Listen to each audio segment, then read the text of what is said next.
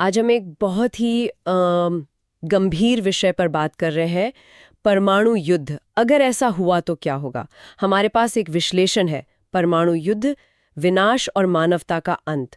तो आज हम इसी विश्लेषण को समझने की कोशिश करेंगे, मतलब पहले कुछ मिनटों से लेकर दशकों बाद तक। चलिए देखते हैं, अगर वो हुआ जिसका डर है तो क्या मंजर होगा। हाँ, और ये समझना जरूरी है कि परमाणु हथियार सिर्फ बड़े बम नहीं हैं। ये बहुत ज्यादा विनाशकारी हैं। पल भर में लाखों जानें, पूरे के पूरे शहर खत्म। सही। इनमें पूरी सभ्यता को मिटाने की ताकत है असल में। तो इस विश्लेषण के हिसाब से अगर ये टकराव हुआ तो शुरू कैसे होगा। देखिए, विश्लेषण कहता है कि शुरुआत होगी मिसाइलों के लॉन्च से, खास तौर पे आईसीबीएम्स। Intercontinental ballistic missile. हाँ, वही। और एसएलबीएम्स भी, जो पनडुब्बी से लॉन्च होती हैं। और निशाना बड़े शहर होंगे। सोचिए, दिल्ली या न्यूयॉर्क जैसे शहर। ओहो। और साथ में जरूरी सैन्य ठिकाने, पावर प्लांट्स, ये सब। और जो सबसे डराने वाली बात है वो है तबाही की रफ्तार। पहले घंटे में ही करोड़ों मौतें। करोड़ों मौतें सिर्फ एक घंटे में। ये तो कल्पना से भी बाहर है। और ये सिर्फ शुरुआत है। हाँ बिल्कुल, ये तो बस पहला झटका है। इसके साथ आएगी जबरदस्त गर्मी, करीब 1000 डिग्री सेल्सियस का थर्मल ब्लास्ट। मीलों तक सब जल जाएगा। बाप रे। इमारतें, वो तो बस मलबा बन जाएंगी। बिजली, पानी, फोन, इंटरनेट, सब बंद। ब्लैकआउट। और फिर है वो अनदेखा दुश्मन, रेडिएशन। और अस्पताल वगैरह। उनका तो सोचिए ही मत। वो या तो तबाह हो चुके होंगे, या फिर उनमें न डॉक्टर होंगे न दवाइयां। जो लोग धमाके और आग से बच भी गए, उनमें से बहुत से रेडिएशन की भयानक बीमारी से मरेंगे। ये तो हुई फौरन की तबाही। लेकिन जैसा विश्लेषण में है, ये कहानी यहीं खत्म नहीं होती। इसके बाद क्या। हाँ, यहीं पर एक और डरावना पहलू सामने आता है, जिसे कहते हैं न्यूक्लियर विंटर, परमाणु शीतकाल। न्यूक्लियर विंटर, वो क्या चीज है। होता यह है कि धमाकों से लाखों टन धुआं और धूल उठेगी। और ये सब वायुमंडल में ऊपर, बहुत ऊपर तक फैल जाएगा। अच्छा। तो सूरज की रोशनी जमीन तक नहीं पहुंच पाएगी, या बहुत कम पहुंचेगी। नतीजा, पूरी दुनिया का तापमान गिरेगा। और थोड़ा बहुत नहीं, 10 से 20 डिग्री सेल्सियस तक। 10 से 20 डिग्री।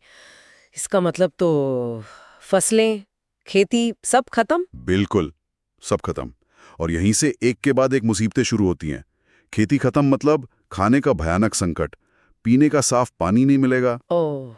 और फिर बीमारियां, सड़ते शव, गंदगी, इनसे हैजा, टाइफाइड जैसी महामारियां फैलेंगी।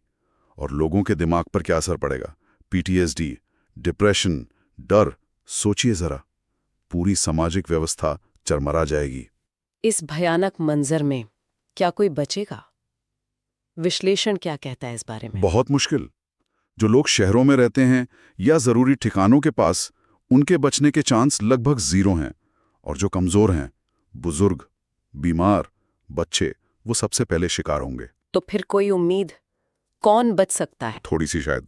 वो लोग जो बहुत दूर दराज के गांवों में या पहाड़ों जंगलों में रहते हो, या फिर वो लोग जिन्होंने पहले से तैयारी कर रखी हो, जिन्हें प्रेपर्स कहते हैं। हाँ वही, जिन्होंने बंकर बना रखे हैं, खाना पानी जमा कर रखा है, शायद वो कुछ वक्त निकाल लें। और हाँ, कुछ देश भी, जैसे न्यूजीलैंड, आइसलैंड, भूटान, जो शायद सीधे निशाने पर ना हों, अच्छा। लेकिन ग्लोबल असर से वो भी नहीं बच पाएंगे। न्यूक्लियर विंटर, आर्थिक तबाही, ये सब उन तक भी पहुंचेगा। और अगर कुछ लोग बच भी गए तो उनका आगे क्या होगा, ये असर कितने वक्त तक रहेगा। विश्लेषण कहता है दशकों तक, शायद सदियों तक भी। मिट्टी में, पानी में, हर जगह रेडिएशन होगा। मतलब कैंसर बहुत ज्यादा बढ़ जाएगा। और जेनेटिक परेशानियां, यानी आने वाली पीढ़ियों में जन्म से ही दिक्कतें। ये तो सिर्फ सेहत की बात नहीं हुई फिर। नहीं, बिल्कुल नहीं।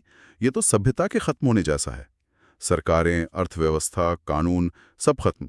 हम शायद वापस पाषाण युग में पहुंच जाएं। इसीलिए कहते हैं कि परमाणु युद्ध में कोई नहीं जीतता। ये है मैड, म्यूचुअली अश्योर्ड डिस्ट्रक्शन। मतलब दोनों तरफ की पक्की बर्बादी। तो क्या सब निराशा ही है। क्या विश्लेषण कोई उम्मीद, कोई रास्ता बताता है। हाँ, उम्मीद है, पर वो उम्मीद एक्शन में है। विश्लेषण जोर देता है कि इसे रोकना ही एकमात्र रास्ता है। परमाणु हथियार खत्म करने की संधियां हैं, जैसे स्टार्ट, एनपीटी। हाँ, सुना है इनके बारे में। और फिर संयुक्त राष्ट्र, IAEA जैसी संस्थाएं हैं, शांति की शिक्षा, ये सब बहुत जरूरी हैं। यानी डिप्लोमेसी, बातचीत, जागरूकता, यही सब। बिल्कुल। खतरा असली है, पर हाथ रख के नहीं बैठ सकते। बातचीत और संध्याएं ही हमें इस तबाही से बचा सकती हैं। तो निष्कर्ष साफ है। जैसा विश्लेषण में कहा गया है, परमाणु युद्ध असल में युद्ध नहीं, बल्कि मानवता का सामूहिक आत्महत्या करने जैसा है। हाँ, और ये विश्लेषण हमें सिर्फ जिंदा रहने के बारे में नहीं सोचने को कहता, बल्कि ये सोचने को कहता है कि वो क्या चीज़ है जो हमें इंसान बनाती है। क्या वो बच पाएगी? क्योंकि शायद कुछ लोग बच जाएं, पर क्या वो इंसानियत के साथ जी पाएंगे?